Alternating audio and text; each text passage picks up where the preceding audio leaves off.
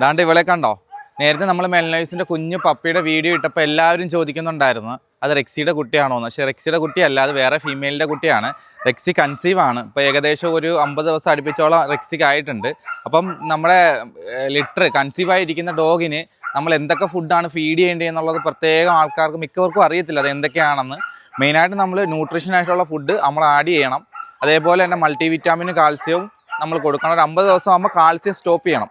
Normally ഒരു delivery സമയം ഒരു 60-62, അതിനും ഒരു 65 ആ ഒരു ഓരോ ഡോഗിൻ്റെ ബ്രീഡ് അനുസരിച്ചായിരിക്കും വരുന്നത്. ഇപ്പോൾ നമ്മൾ റെക്സിക്ക് ഇപ്പം പൊതുവേ 50-52 ദിവസം ആയതുകൊണ്ട് തന്നെ നമ്മൾ കാൽസ്യം സ്റ്റോപ്പ് ചെയ്തിട്ടുണ്ട്. അതാണെങ്കിൽ തന്നെ ചിക്കൻ നല്ലപോലെ കൊടുക്കുക, നല്ലപോലെ വെജിറ്റബിൾ കൊടുക്കുക, എഗ്ഗ് കൊടുക്കുക. അപ്പോൾ ഇങ്ങനെയുള്ളതൊക്കെ നമ്മൾ ഫുഡിനകത്ത് നല്ലപോലെ ആഡ് ചെയ്ത് കൊടുക്കുക. ന്യൂട്രീഷനായിട്ടുള്ള ഫുഡ് കൂടുതലും ആഡ് ചെയ്യുക. അതേപോലെ തന്നെ നല്ല വിറ്റാമിൻസിൻ്റെ ടാബ്ലറ്റ് ഉണ്ട്, ന്യൂട്രി ടച്ച് എന്ന് പറഞ്ഞൊക്കെയുള്ള ടാബ്ലറ്റ്, അത് നമ്മൾ കൊടുക്കുക.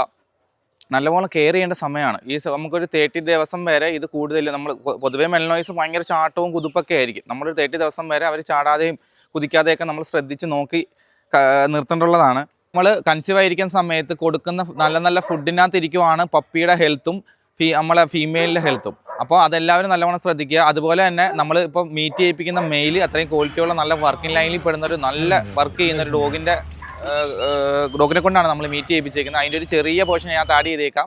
Okay, thank you.